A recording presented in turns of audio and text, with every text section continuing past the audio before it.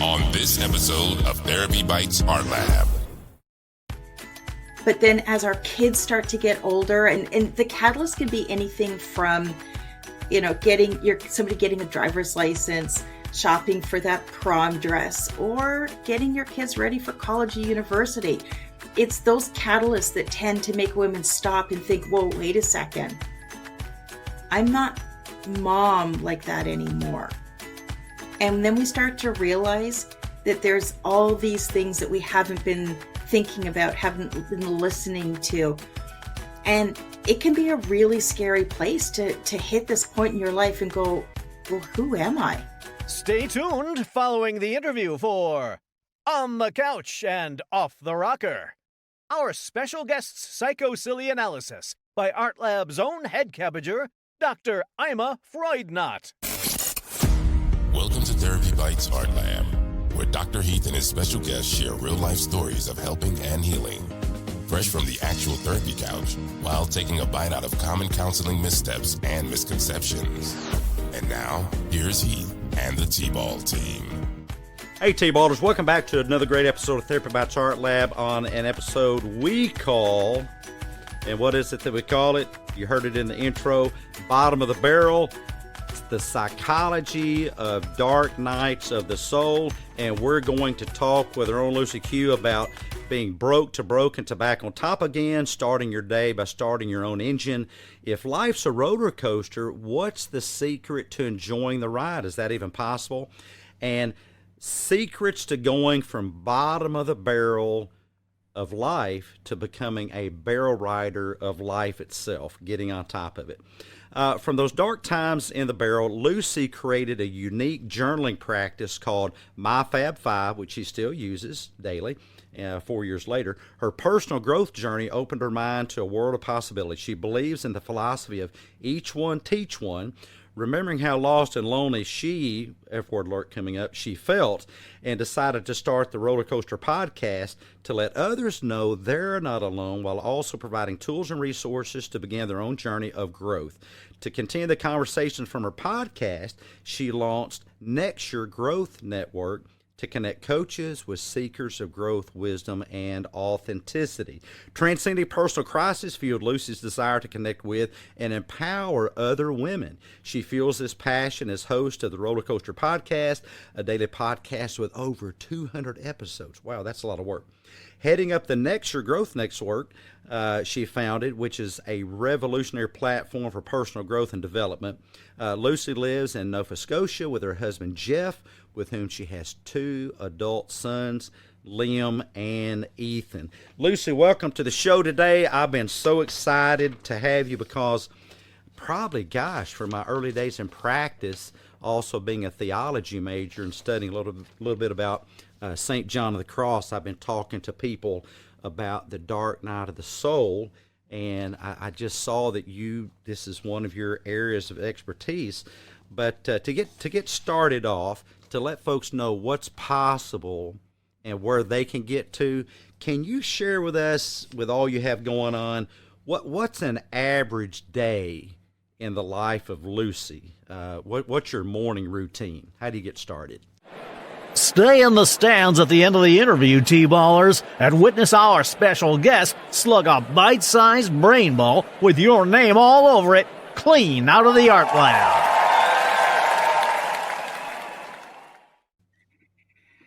My morning routine has really become somewhat sacred for me, and it was born from the darkest day in my life. It was in those moments where I had the opportunity to either look down and continue to drown in my own misery or find a way to lift myself up. And in those moments is when I did something that was sort of not typical of me and I'd never done before. I basically called out to the universe, God, higher power, whatever you want to call it. And I was just, please just give me one thing to think about, to pull myself out of this tailspin. And it was at that moment that I began to look at not who I was today, but a vision of my future self. And that was the true essence of where I developed my journaling program. And that day, I started off by writing just 5 simple bullet points about who that person, the future person, was. And over time, I've morphed it into a rather unique journaling practice. So I start all of my days pretty much the same way. I get up. I'm of British heritage, so I always start my day with a good old cup of tea. And then I go into I call it my office, but it's where I work. It's where I do all of my practice. It's my little zone. And I do the same practice that I have done every day for the past 5 years. I write out my Fab statements as they are now. I have a sort of a gratitude mantra passage that I write out. And then I do another page of just free journaling. And that's where I do that, vomiting on a page, whatever's in my head, I get out. Sometimes I explore different questions, or if I'm really challenged by something, that's where I have the opportunity to dig in and understand what I'm thinking and feeling. And after I go through my journaling practice, that's when I've blended in things like meditation, yoga, I exercise. And then that way, the rest of my day, I've already taken care of me first. I've started by filling my own cup first. So then I have what I need for whatever the rest of the day brings me. Wow, that's awesome. I have a bit of a off-the-cuff question that just came to mind, and that is, but what if you're really struggling? Do you do it anyway? Or are there things that get in the way? Do you always do it, or do you let yourself get off track? Pretty much no. Sure, I miss a day here or there. If we're traveling and I have to get up early for a flight, or if we do a lot of road trips. So, if I'm not in a convenient place to do it, then I don't. But I'm going to say 95% of the time to 98% of the time, I journal. Do you ever still get depressed? Do you ever still get depressed? Yeah. But you still, but do you still do your routine? You're depressed, but you still do your routine. That's when you need it the most. Oh, wow. Thank you for that. What if you didn't sleep well? Do you still get up and do your routine? I'm a menopausal woman. Sleep is a constant issue. Hell yeah. But what if you went to bed, and maybe you have the perfect relationship, we'll get into that, but what if you just went to bed and you had an argument with your spouse, or an argument with one of these wonderful sons, Liam and Ethan? Do you still get up the next day and do your routine? Yeah. Now, guys, the reason I keep asking Lucy this, and Lucy and I did not pre-rehearse this. Lucy and I have actually never met. We just talked over chat and through emails and all that, and she just seemed like such a lovely person, and this interview is confirming that. But the point I want to make is this, is that she established a healthy routine, a pattern, and then she does it no matter what. And if you want one thing, one little rung of the ladder out of the bottom of that barrel, I would recommend doing that. As some of you have heard me talk, when I've had tragedy in my life, such as when my dad was killed, the one thing I didn't do was stop doing the things I was doing. I'll say that again because it sounds confusing.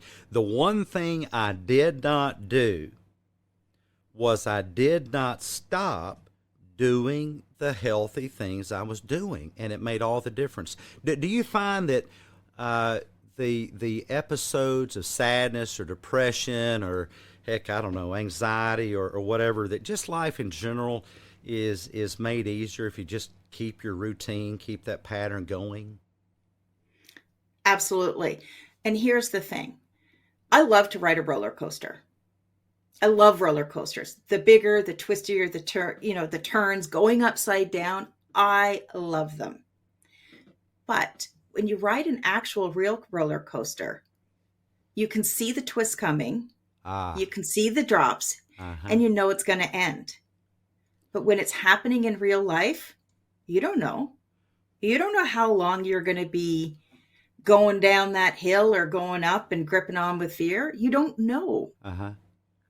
And what my morning practice has given me is that it's given me that hope that it will change. And I recently saw, it was funny, it was on a TV show, and in the background, there was an easel with the word hope written on it. And I thought its acronym was bang on, because hope they had written down as hold on, pain ends. Oh, wow. And I think that's what ultimately this whole process has taught me is that, yeah, absolutely, I get depressed. I have bad days. I get bouts of insomnia and I only sleep 10 hours in 5 days. I go through all of that. But the difference compared to where I was, 5 years ago at the bottom of the barrel is that I have and understand hope. And I know that it's only temporary and it will change. And I I just love have to that. hold on. Hold on, pain ends. Now, as much as I love that, I'm going to play devil's advocate because I'm going to use that personally. I really, really will. Except, here's the way I look at the whole thing of discomfort, which I try not to use the P word. It's a dirty word, PAIN. I had a friend in high school would say pain hurts, but I try to replace that with the word discomfort, and I try to replace other things I don't like with the word non-preferred. There's a big difference in this is a catastrophe and this is just something I don't like, and the brain pays attention to programming. We program with words. But here's the thing that I found in my private practice is that if all a person is doing is sitting around waiting for the pain to end, they're actually going to prolong it. And what I recommend to people is let the pain do what it's doing, because I don't think we have direct control of that. Focus on finding meaning and purpose in the moment. And I think that, Lucy, you find meaning and purpose in your morning routine. I think that's fantastic. And I do too. When I'm doing my 3 mile run, I really do try not to look at when it's going to be over. I found that looking at the timer, which I do have a timer, actually seems to make it last longer. Whereas if during my run, I will focus on thoughts and plans and goals and aspirations and just thinking about my thinking, then I don't know. It seems like the discomfort goes away. And the way I teach people, I talk a lot about hopelessness. People will say I'm hopeless. Well, that's a bit of fortune telling paired with catastrophizing. In other words, I can look into the future, which none of us can, and I can see the absence of anything getting better. Now, guys, if you're really good at that, looking into the future, as I've made this deal before, come over. I will put you in my 2004 F-250 that belonged to my dad. We'll drive to the casino. And since you can tell the future, we will win millions. But the fact is, no one ever takes me up on it. It's very sad because no one can tell the future, which is why we should stop it. We should cut it out. We should realize I don't know that my future will have the absence of things that I desire. That's fortune telling and catastrophizing. Well, I wanted to get to this, and this is why I asked you about your morning routine. You have a wonderful morning routine, but here's my question. How does that morning routine differ from your morning routine way back when you were at the bottom of that shiitake barrel? Lucy, hey guys, before the show, Lucy is so polite. She's so courteous. She's such a northerner from Nova Scotia. She's so polite that she asked me what words she could use, and people rarely do that. They just hurl them out there, and we had to bleep some of them out. But she asked me if she could use that 4-letter shiitake word, and I said sure, yeah. And but I thought that was neat. But how does your morning now differ from the bottom of that, as you call it, Lucy's word, shit barrel way back then? Well, I think, my day started like everybody else's, to a buzz, a beep, something telling me I had to get my day going. And that's when you get out of bed, and, I still had kids that I had to take care of. So, my thoughts were always on other people to begin with. It was getting my kids ready for schools, getting myself ready for work. It was all these other things that had nothing to do with me. And I think when you start your day that way, you're already starting off with an empty tank. compared to now, I'm putting my day with me first. So I'm starting with the day with my tank full. Big difference. Wow. Yeah, I think that there's lots of folks out there like that, and the mornings are just catch as catch can. But do you have to get up earlier to pull that off? I used to, but because right now I'm working, everything that I do is on the side. I still have a day job, but I work from home now. So I do have flexibility in my schedule. But yes, for a period of time, I would get up earlier, that half hour, 40 minutes earlier, and start my day. Sure, setting your alarm for 5 a.m. some days so you can get out of bed and journal can be a bit of a pain in the butt. But I really began to cherish that time of morning, the quiet before anyone else was open. It was really my time to start to think about those things that we never really give ourselves time to think about. Who am I? What do I want? What am I thinking? What am I feeling? What do I need to work through? So those morning times, sure, at the beginning, it's like any time you start a new habit, it's hard. It's challenges. You're stepping out of that comfort zone, but then you create a new comfort zone. So for me, getting up in the morning, that's a new comfort zone for me. So it's easy now.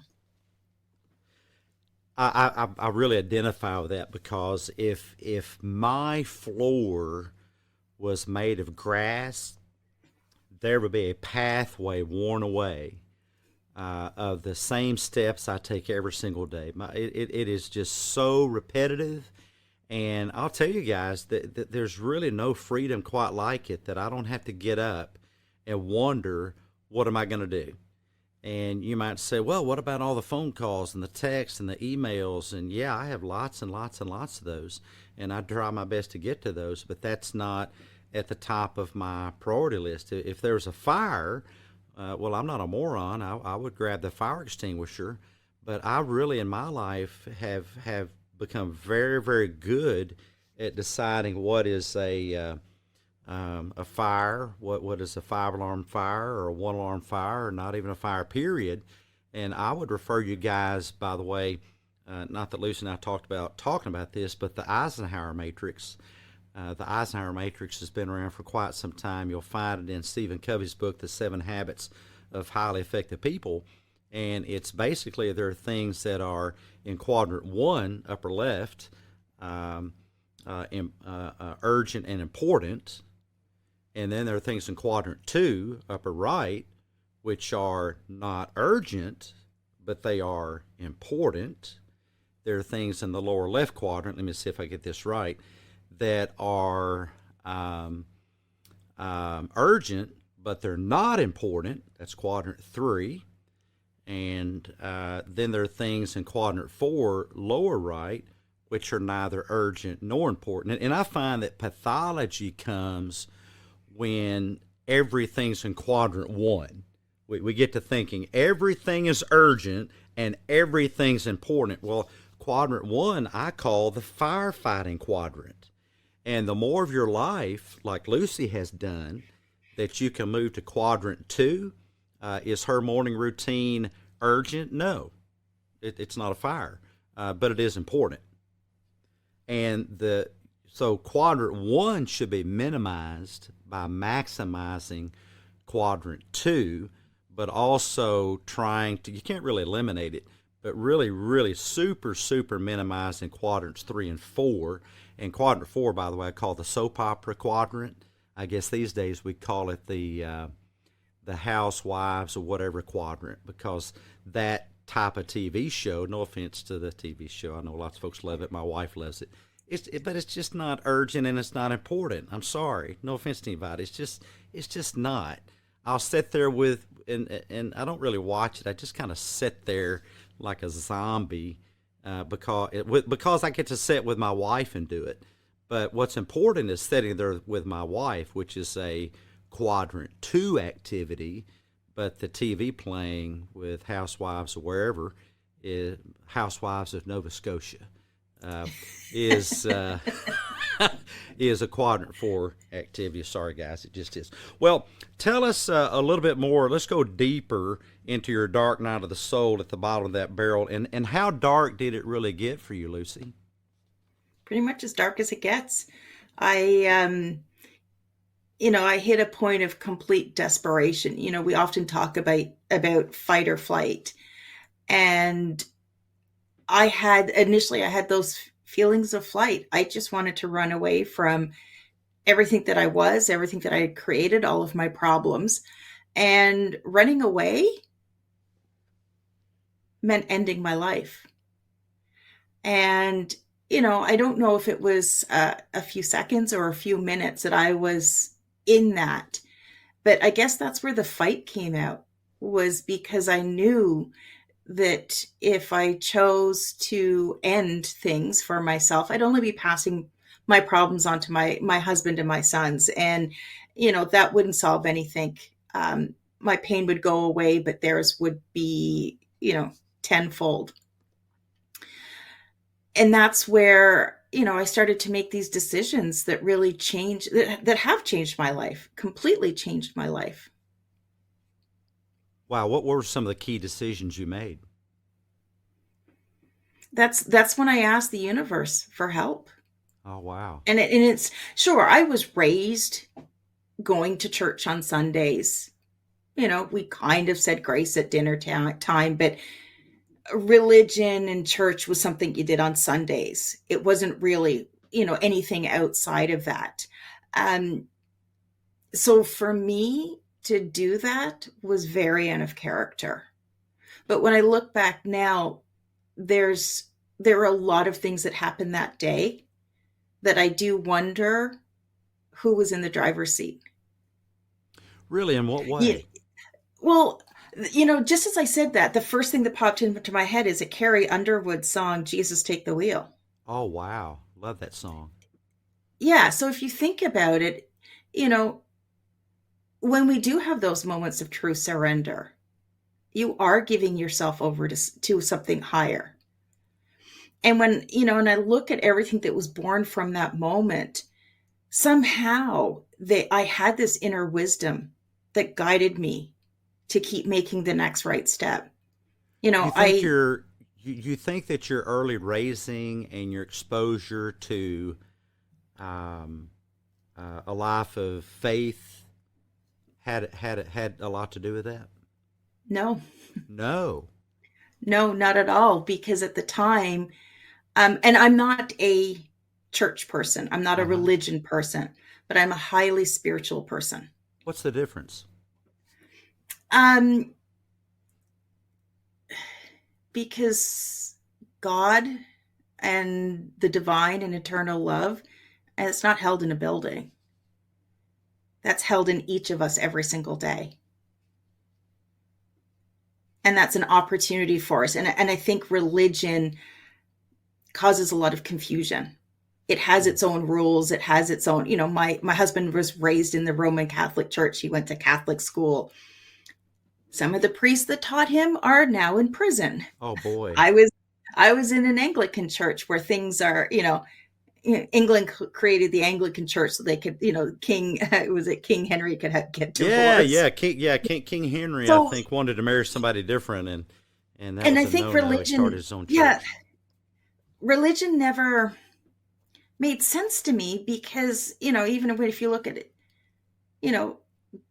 God fearing, judgment, all of these things I saw going on in church just didn't speak to me of how God and religion and spirituality really should be. We don't need to subscribe to any particular religion or any sort of thought patterns to find our own God. I think that's something that's truly unique to one of us, and it's something that we all have the power to do. Did that start with you at that moment of thinking of taking your life? Did that come later? At what point did you begin that renewed search for spirituality? It started that day. That day. And it's been unfolding. because the Wow. whole spiritual path, um, you know, when it comes to, and whether you know, you engage in prayer, you speak to angels, guides, any force greater than us here as humans on this planet, you know, however that relates to you, that's what matters. Not what somebody else is telling you to say and do, not what prayer you say, not how many times you go to church and if you follow Lent. Those are all, those are all tools that people use. But really, it's about what's inside of you and that inner wisdom and that inner intuition and that trusting. But let me play devil's advocate, and I truly say that. That's No just pun kind of intended. no pun intended, yeah. But no offense to anybody. But what I mean by that is I'm challenging what Luce is saying to help elicit some more information for you guys. And myself, I'm truly interested in this. You said, you use a term, that's what really matters. Going back a step, you said that's what really matters. Why does this stuff really matter?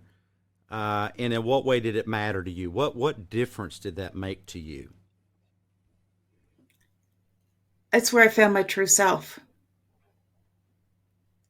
So much of our lives are spent in the outer world.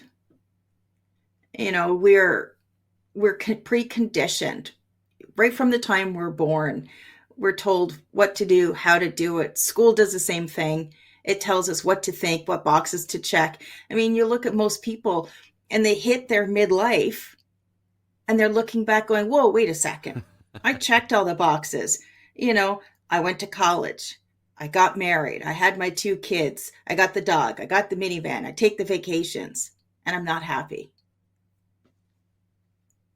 And that was But you.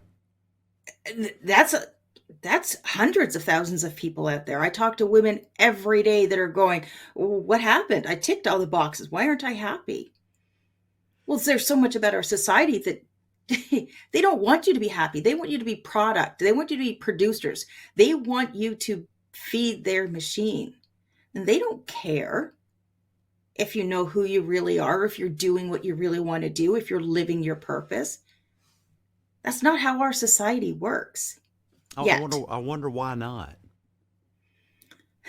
Why because we're living in because we don't have the balance. We're still sort of stuck in a very patriarchal society. And there's so many and when I talk about, patriarchal societies or feminine or masculine energy, I'm not talking about gender. We all have feminine energy and masculine energies within us. But there's so much about our feminine energies that have been stripped away.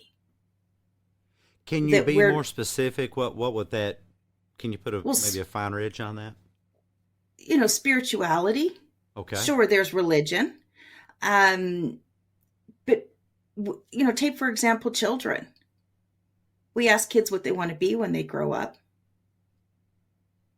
But how many times do we laugh and say, oh, yeah. For full show notes and transcript of today's episode, go to therapybites.podbean.com. You're listening to Therapy Bites Art Lab, bite-sized therapy for your brain with Dr. Heath and the T-Ball team. The best advice on the net. No copay required. The Therapy Bites podcast is HIPAA compliant. No identifying patient information will be disclosed by Therapy Bites podcast hosts or Therapy Bites podcast guests without permission from patients or guardians. All personal stories are de-identified in order to comply with HIPAA, the NASW Code of Ethics, and the ethical principles of psychologists and Code of Conduct. Fresh from the therapy couch and from the deep dark recesses, stories may involve exploding preconceived notions and topics uncomfortable to underthinkers and small farm animals. Audience discretion and duct taping your head for safety is advised. Concrete-headed Kool-Aid drinking humans assume all risks associated with any possibility of choking to death on the accurate, realistic thoughts presented in the Art Lab. This is natural selection, and Therapy Bites podcast management and hosts are not responsible.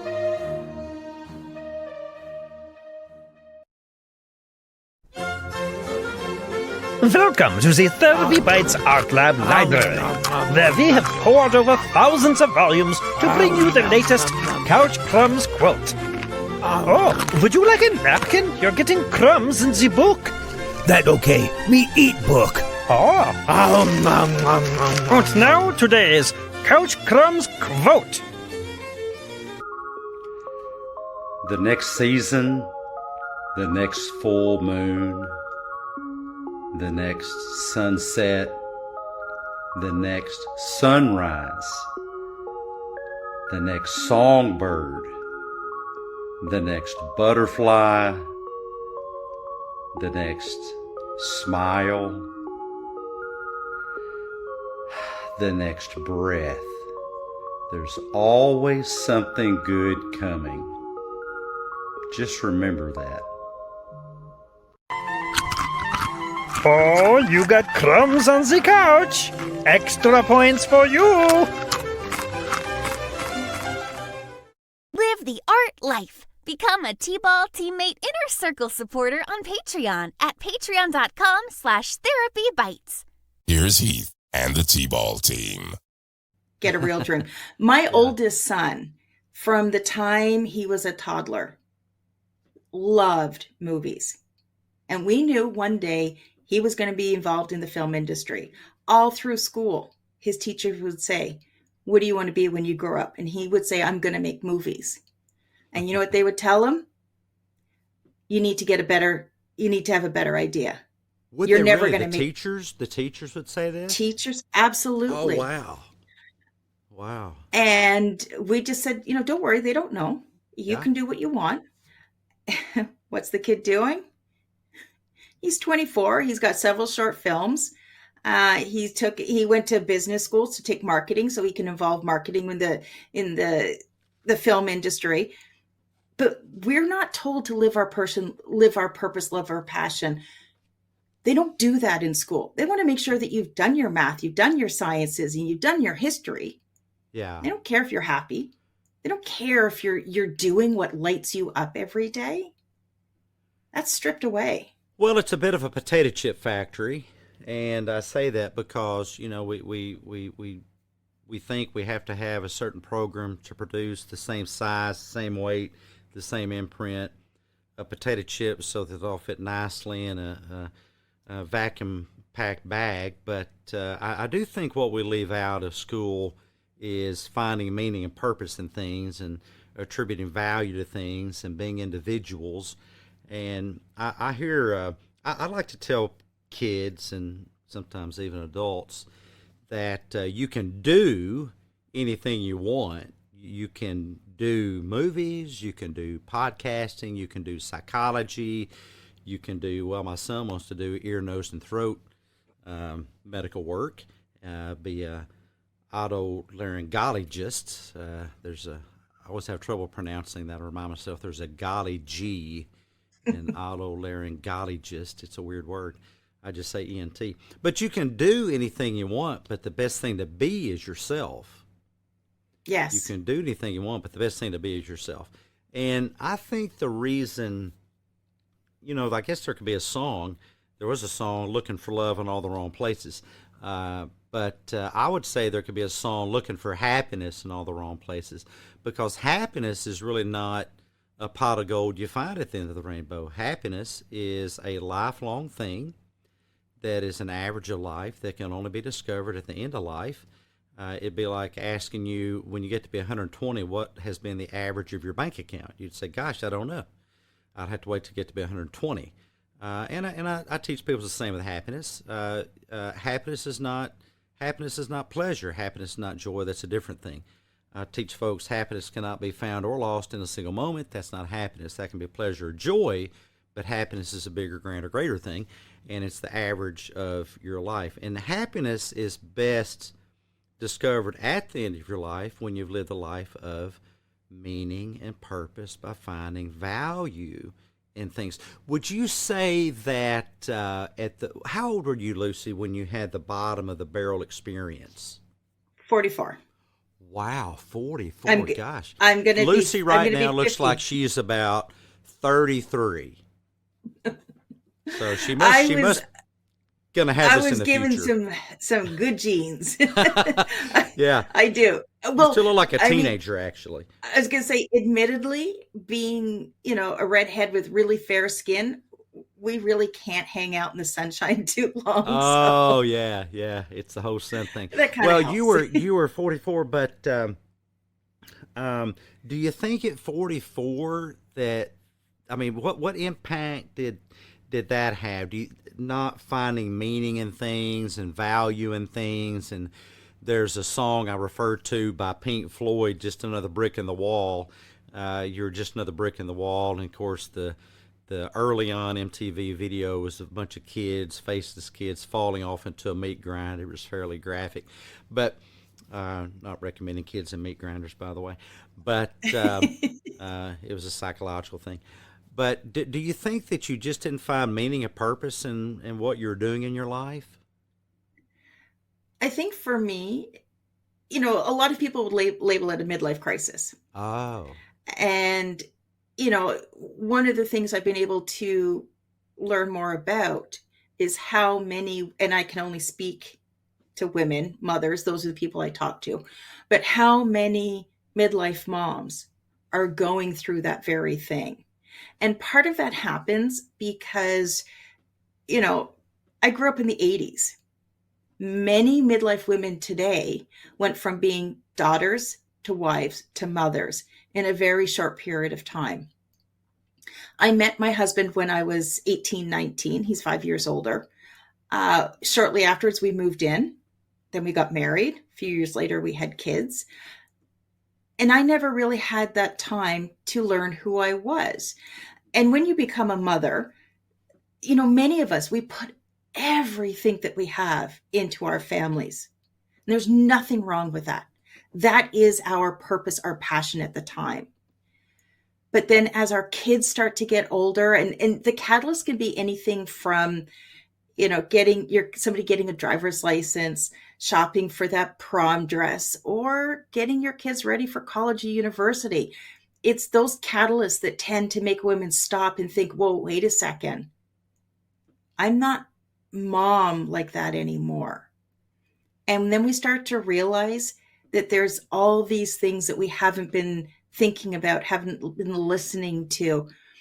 And it can be a really scary place to hit this point in your life and go, well, who am I?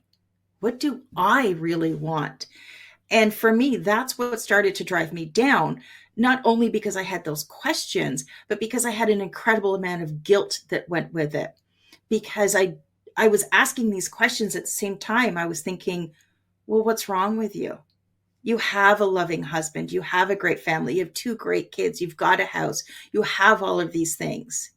So on top of all of these questions, just for good measure, I laid on some good old shame and guilt and name whatever else you want. It's no wonder I hit rock bottom. And it's what midlife women are going through. And it's happening more and more. I think by the year 2025, we're going to have over 1 billion women worldwide going through menopause. holy moly! What a statistic!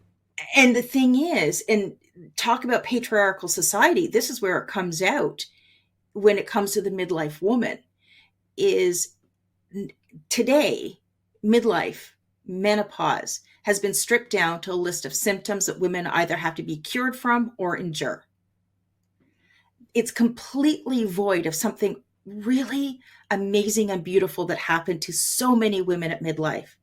And that's exactly what I went through. It's that spiritual transformation. And that's been stripped away. And, even the medical world for several years abandoned the midlife woman by stripping away hormone therapy. And, that led to all other sort of medical problems that we could do another whole episode about. Well, why was that, by the way? I'm out of the loop. Why was that? I just take care from the eardrums up. I'm a brain guy.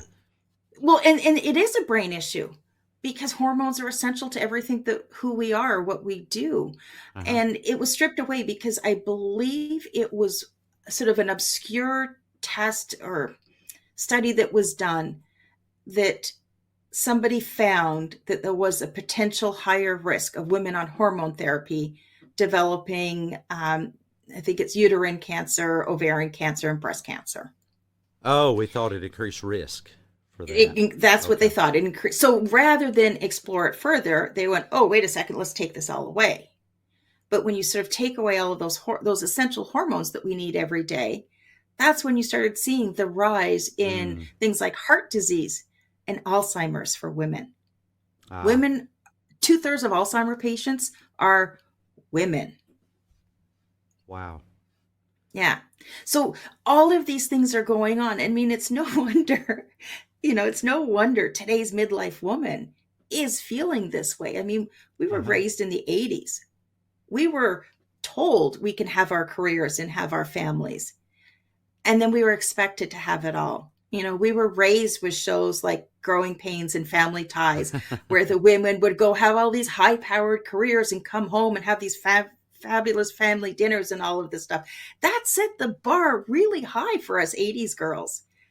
And then it's no wonder we sort of get to this point in our life where, we're still managing our children, whether they're, going through high school, going through college and starting their lives. And a lot of us are also taking care of our parents.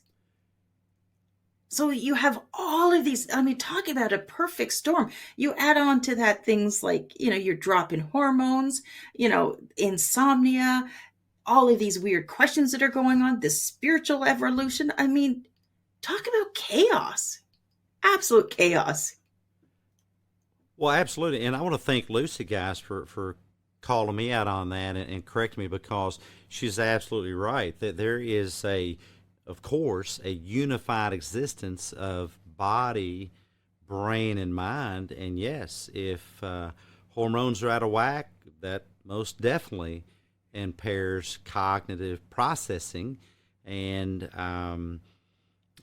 it's a huge problem that in the medical field I don't know, make everything physiological and forget the effect it has on the brain and its functioning, and us being able to live optimal lives. So thank you for that.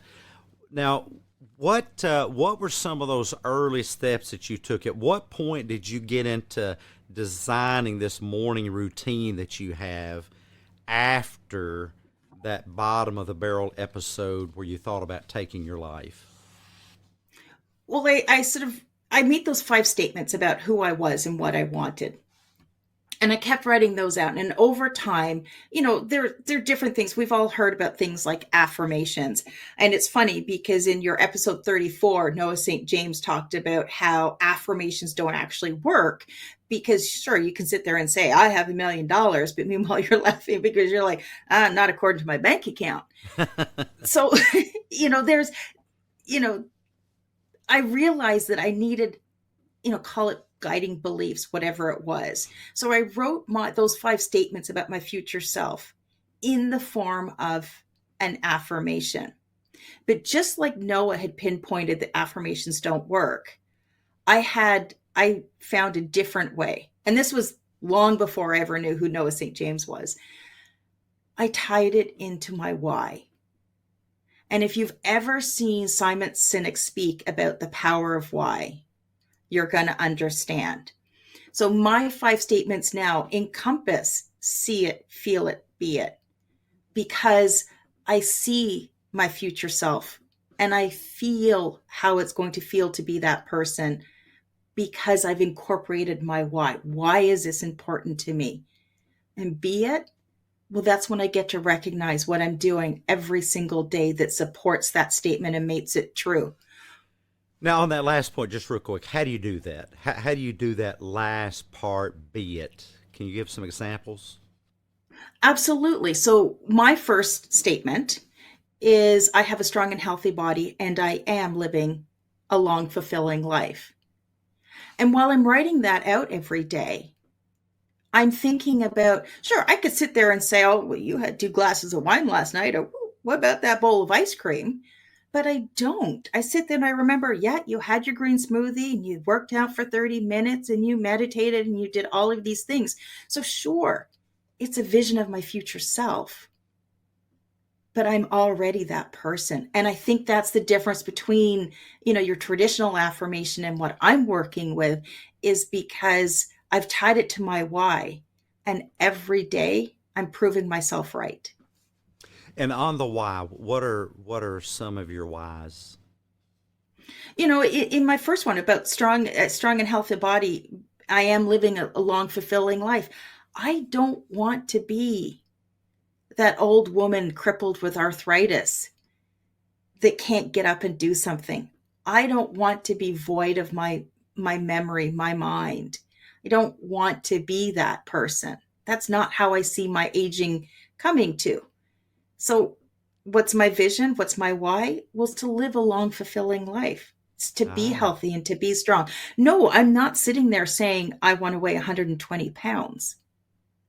In other words, you're picking something that's achievable, that's realistic. It's a feeling. It's like, I have a strong and healthy body. Am I a size 6? No, I'm a plus size girl. But, talk about finding the silver lining in anything. The other day, I went out my front porch and I didn't have on the best shoes and it had been raining. And my feet went straight out from under me. It was one of those times that I wish I had one of those cameras, because it would have been hilarious. Like, talk about viral. And I went down really was it hard. Icy? Was it because it was icy? No, it was just wet. Oh. No, it was wet and I had stupid shoes on. Oh, stupid shoes. like they were like slit, like they didn't have any grip. They were kind of crappy flip-flops, and out I went. And I landed hard. And sure, the entire right side of my backside was purple. But I laughed. I laughed because I said, if I was a skinny girl, I would have cracked my tailbone or broken my pelvis. Did you start laughing automatically, or did that come after the initial shock wore off? After a few choice adult words. Oh, okay. Then I started laughing.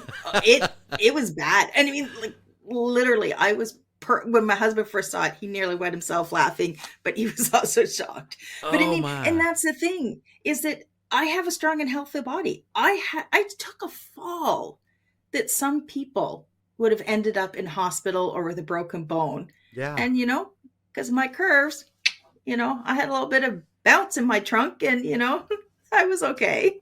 There's always it's how you look at it. Yeah, how you look at it. We really, really sculpt our reality every single moment. And back to your original point, how we're going to live in the future is being designed by us right now. How we're thinking in the right now, the choices we're making in the right now. So, guys, let's not complain about it 10 years from now, because where we are 10 years from now, gosh, 95% of that's going to be because of what we chose today. And I go back all the time to that woman at 44 in that moment of desperation. I always go back to her.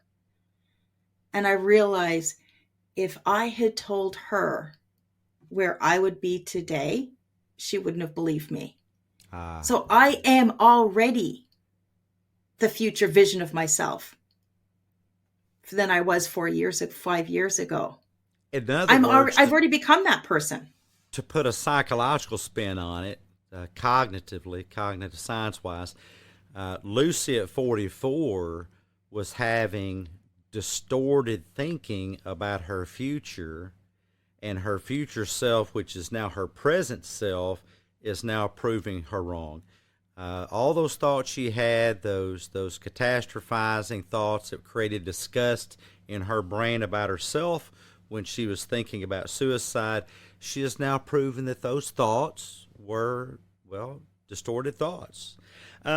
What are some current hurdles that you still face? What are some current difficulties that you still struggle with? Because life's never perfect for anybody. Oh, no. And you know what? I think the one that's going to catch just about everybody, no matter what level you achieve, is you're always going to run into some form of limiting belief. And, that's something I'm working through now. My podcast now, by April, I'm going to have 300 episodes out. Wow. I published a guided journal on Amazon, Your Journaling Journey. I did all of those things. 2 years ago, that probably would have scared the pants off me, but I did it. But now I'm embarking on a new journey about actually creating a self-guided program for women to take them through the process that I went through to help myself so that they can craft their own journaling formula. Am I running into limiting beliefs?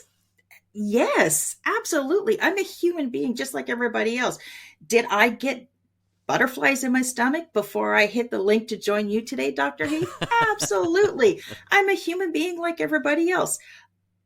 I'm a talker, but you always have these feelings that come up, and it doesn't make a difference who you are or what you achieve in your life.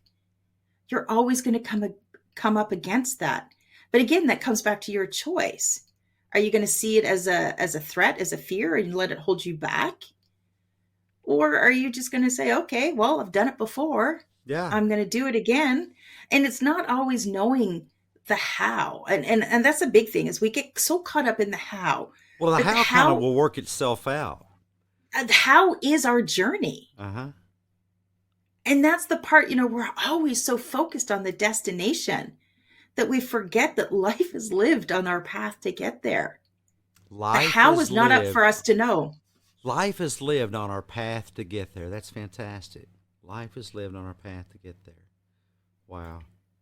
Real quick, Lucy, coming on to the closed episode here, review with us, remind us, Lucy Q's My Fab Five. What are the My Fab Five once again? Those are my 5 statements that I write on every day that are a combination of my affirmations tied to my why. That is the way I start my journaling practice every single day. And they can be different for everybody. Yes, and that's part of what I'm going to help people guide, is to understand what you want to have for you. And once you have them, they're probably not going to change, because whether it's today or tomorrow, I'm still going to want a healthy body. I'm still going to want to have a strong and healthy body. That's not going to change. So, I write the same things every day, because I'm still looking forward to who I want to be, because we can always be a better version of ourselves. But I'm also remembering everything that I've done to be that person today. Yeah, I stopped competing with others a long time ago. I was a former bodybuilding competitor, just kind of an amateur guy, a power lifter, and I was very competitive academically. And then at some point I just decided the biggest competitor I have is myself. And I just want to make sure that I have, moved the needle just a little bit from where I was yesterday. Well, guys, we've talked about so many wonderful things here. Broke to broken to back on top, starting your day by starting your own engine. Life's a roller coaster, which Lucy loves, but what's the secret and that's enjoying the ride, finding value in it. And she shared some of the My Fab Five secrets for going from bottom of the barrel to a barrel rider in life. Lucy, a couple more things to go here. What would you say would be your favorite secret barrel rider hack? And by the way, I was planning this episode, and in the background was playing The Hobbit, An Unexpected Journey. And in The Hobbit, An Unexpected Journey, The Desolation of Smog, actually. No, it was the first one. The dragon called Bilbo a barrel rider.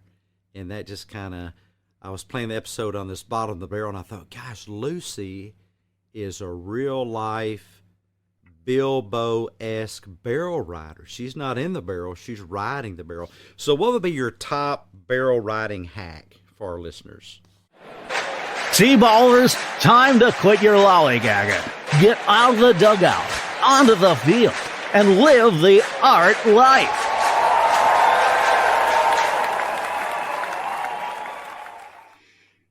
Is to start your journaling practice. Yes, it's hard. Staring at a blank page is hard, but there's tools and resources out there. That's why I created my guided journal, was because staring at a blank page, whether you want to draw a picture or write down a sentence, it's hard. But I can't even begin to describe how your life will change when you start putting your day, start your day by putting yourself first. Yeah, and guys, I'd recommend make an appointment. Pick a day, Pick a time, show up for the appointment, sit there, appoint yourself, I don't know, maybe 15, 20 minutes, whatever happens, happens. Make an appointment, show up for the appointment. You guys can get more from our very own Lucy Q. You go to www.necturegrowth.com, and that is spelled Necture growth, growth.com. And we have one last thing to go before we let Lucy go today. And I'm going to go deep under the dark recesses of the therapy couch, and I'm going to pull up Lucy's very own deep dark recesses therapy couch question for this episode and spring this honor. We journey now with Doc Heath as he submerges with our special guest into the depths beneath the dark recesses of the therapy couch. And here's Lucy's question. Okay, envision this. You're in a deep, dark dream on a deep, dark night of a deep, dark theme. And that theme is you're once again back at the bottom of the barrel again. But this time, there's a famous person from history with you who is also at the bottom of that barrel. It can be anybody alive or dead. Who is that person? And what might you say to help them out of that barrel? What might be the first thing that you tell them to help them get out of that deep, dark barrel? You know, it's weird because as soon as you said what person, the name that popped into my head was Sylvia Brown. Oh. I don't know if you're familiar with Sylvia Brown. I am. But she was one of the first sort of intuitive people that I started following way back when she was on the Montel show. And I really liked her practical approach to things. And she's, you know, she does focus more on spirituality than she does religion.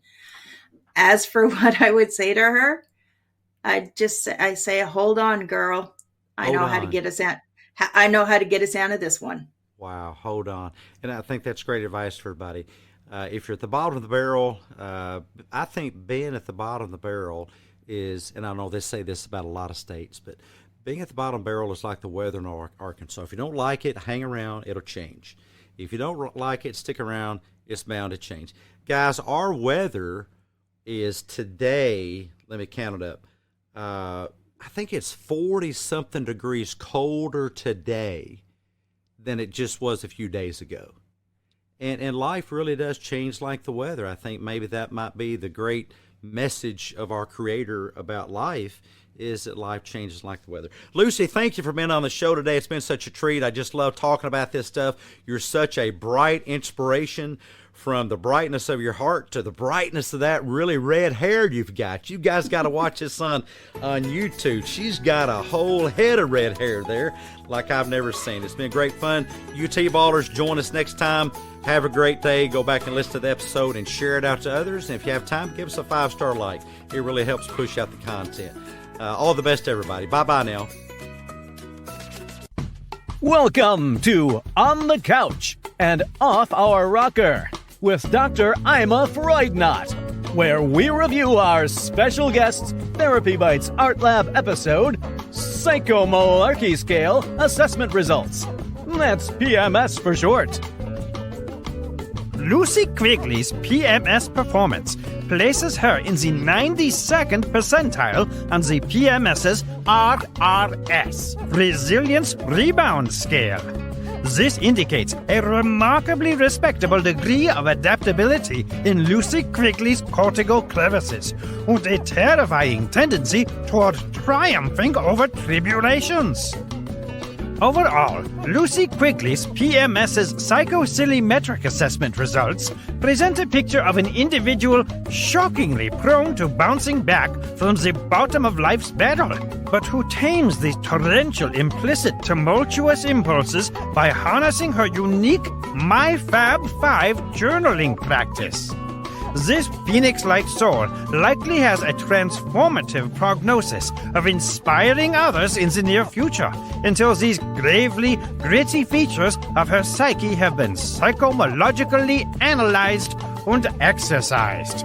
It is my considered conclusion that Lucy Quigley be prescribed no less than 120 milligrams IS intracellular dose of Resilience Rhizium or a 2300 milligram IL intra-life dose of Grit and Grindazole to curtail the chaos of life's roller coaster.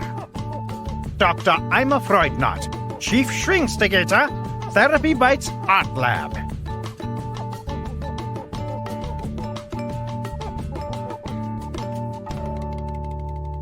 Grab some of this episode's guest merchandise, specially designed to help keep this episode's message top of mind in your life.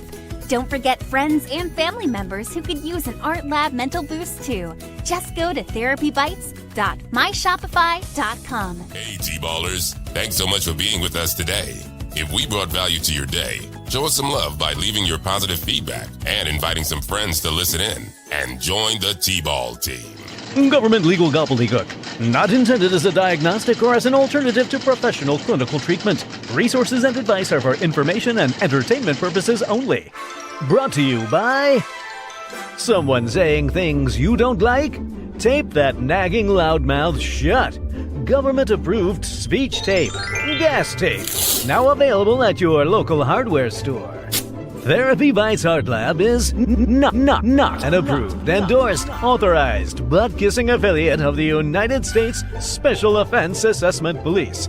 SOAP Police for short. Warning. Consumption of Therapy Bites Art Lab content by Kool-Aid drinking, stinking, thinking, social media, pseudo-psychological pushing, wacky woke, anti-free speech, mumbo-jumbo advocates may cause spontaneous internal skull combustion, stomach discomfort, and or laxative effects. Allergy warning. Therapy Bites is manufactured in a facility that challenges nutty distortions, processes nuggets of accurate, realistic thinking, and life-affirming beliefs. This is the audio version of the legal fine print. Why are you still listening to this when you can catch the next great episode of Therapy Bites Art Lab with a good friend or family member? Really? Are you still there? This is getting silly. Move on to the next psychologically thrilling episode of the best advice on the net. No copay required. Me eat copay. Yeah, with Dr. Heath and the T-Ball team. Go ahead, don't be podgoraphobic. Scoot, scoot, scoot. On to the next episode.